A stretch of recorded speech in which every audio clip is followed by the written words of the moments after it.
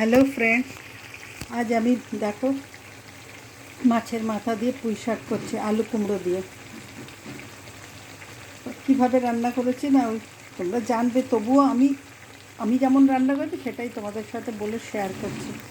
সেটা কি না, প্রথমে মাছগুলোকে আগে ভেজে নিয়েছি, তারপরে একটুখানি পেঁয়াজ আর রসুন আর তেলের ওপর দিয়েছি, তার সাথে একটু পাঁচফোড়ন, একটু রাঁধুনি আর একটু সর্ষে দিয়েছি ফোড়ন দেওয়ার জন্য।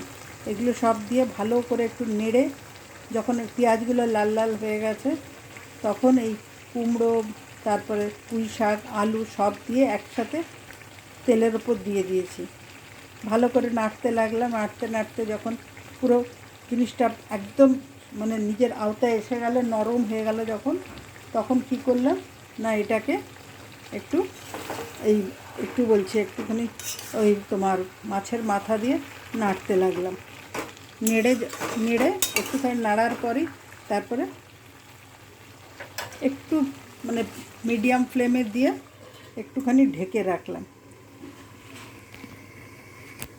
কিছুক্ষণ ঢেকে রাখার পরেই এই 5 মিনিটের মতন ঢেকে রাখার পরে তারপরে আবার তুলে দিলাম। তুলে দিয়ে এবার আবার নাড়তে লাগলাম। নাড়তে নাড়তে দেখো জল বেরিয়ে আসছে।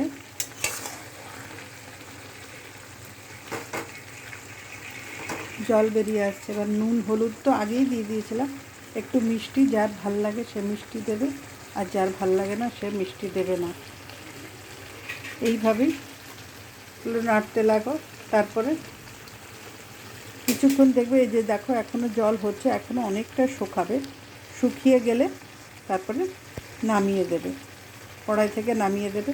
আর নুন হলুদগুলো কিন্তু সব তোমাদের আবারও বলছি, নুন হলুদ কিন্তু সব নিজেদের টেস্ট অনুযায়ী দেবে। নুন হলুদ মিষ্টি, যে মিষ্টি খায় মিষ্টি দেবে, যে মিষ্টি পছন্দ করে না সে মিষ্টি দেবে না। আর মাছের মাথাটা কিন্তু ভালো করে ভেজে নেবে, মাছের মাথা আর মাছের তেলটা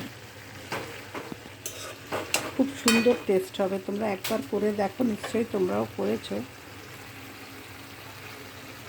দাঁড়াও তোমাদের কাছ থেকে দেখাচ্ছি, দেখো।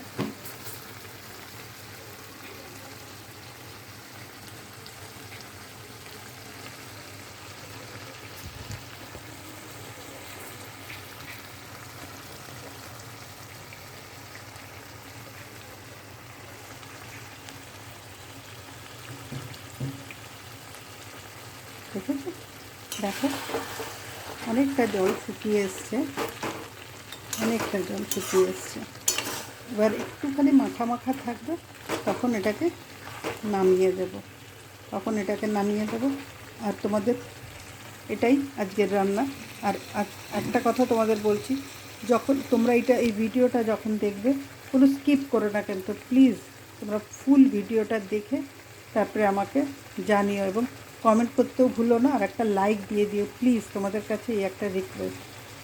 আর আরও একটা রিকোয়েস্ট, আমার পরিবারটা খুবই ছোট, প্লিজ তোমাদের সাহায্য আমার চাই। তোমরা ছাড়া আমি কোনো কিছুতেই এগোতে পারবো না। সুতরাং তোমরা যদি আমাকে একটু হেল্প করো, তাহলে নিশ্চয়ই আমি আরও এগিয়ে যেতে পারবো। আর আমার এই রান্নাটা কেমন লাগলো তোমরা রান্না করে দেখো, কীরকম লাগলো বলো। আর আমার দেখেও তোমাদের কেমন লাগলো সেটাও তোমরা বলো অবশ্যই, ঠিক আছে? মানে দেখো, এই দেখো পুরো শুকিয়ে গেছে, এই দেখো, দেখেছো? দেখো পুরো শুকিয়ে গেছে।